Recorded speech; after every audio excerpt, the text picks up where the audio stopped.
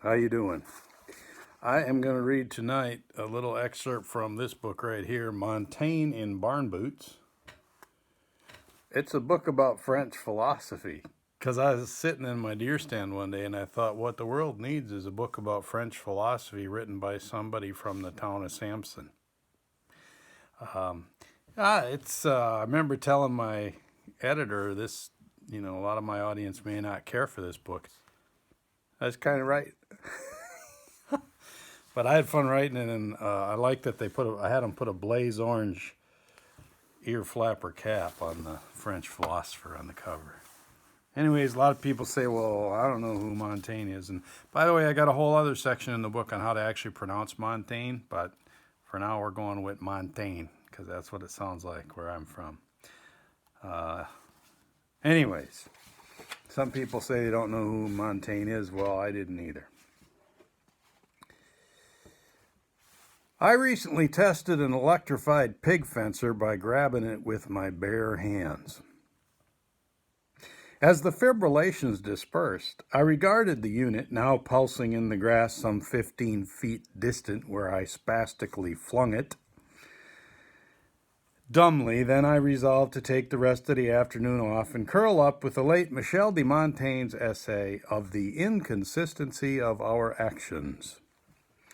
If you recognize the name Michel de Montaigne, you have a head start on me. If you don't recognize the name Michel de Montaigne, well, neither did I, at least not until I got my first kidney stone. The journey began on a gurney, whereupon I flopped, all sweaty and stricken, the stone putting me through the sort of contortions your leading yogis only dream of. I was self-insured with a catastrophic health plan that allowed me to pay for one ambulance ride, 2 emergency room visits, and some excellent drugs, all out of my own pocket.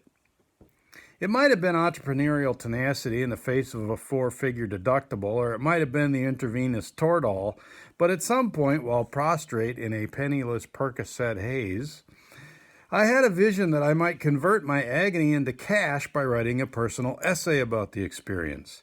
I started taking notes and kept taking them until the moment 2 weeks later when I peed out what appeared to be the devil's own gobstopper.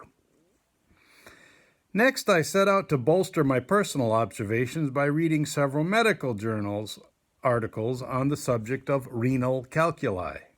A number of authors referenced a 16th century French nobleman, Michel de Montaigne, born in 1533, who had documented his own kidney stone experience. I looked him up, bought his book, read the kidney stone excerpts. Then I got drawn into his essay about thumbs, and then I read the one about the sexual danger of coaches, the kind with horses, not the kind with bad shorts and whistles. And another essay about cannibalism, and then one about marriage, and another about flatulence. The guy would write about anything. I discovered it is generally agreed that Michel de Montaigne invented the essay form, for which I thank him as it allowed me to convert our shared affliction into cash. But after my kidney stone essay was published, I kept reading Montaigne, fits and starts, bits and pieces here and there, but I've never really stopped, all thanks to a crippling pain in my flank. Montaigne once wrote, "Good God, my lady, how I would hate the reputation of being clever at writing, but stupid and useless at everything else." Yeah, buddy. Every time my old snowplow truck won't start, I lift the hood, understand nothing, and long for some fourth dimension where it is possible to replace a bad starter with a nifty simile.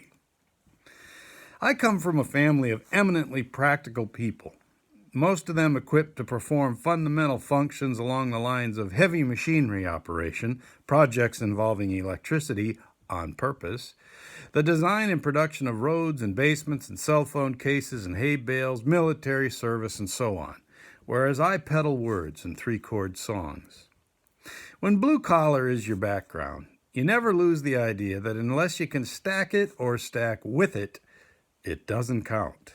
A stack of books? Dubious. Michel de Montaigne once cast words and language as a merchandise so vulgar and vile that the more a man has, the less he's probably worth. And yet he spent the last 22 years of his life cranking out reams of that very merchandise. Thank goodness. Based on our backgrounds, I wouldn't expect to find much in common with Michel de Montaigne. He is permanently deceased in France. I am temporarily alive in Wisconsin. He was a nobleman born to nobility. I was born to a paper mill worker and a nurse. He was privately tutored in Latin from the age of 2 and enrolled in the University of Toulouse to study law when he was 14. I matriculated as a barn-booted bumpkin who still marks a second-place finish in the 6th grade spelling bee as an intellectual pinnacle.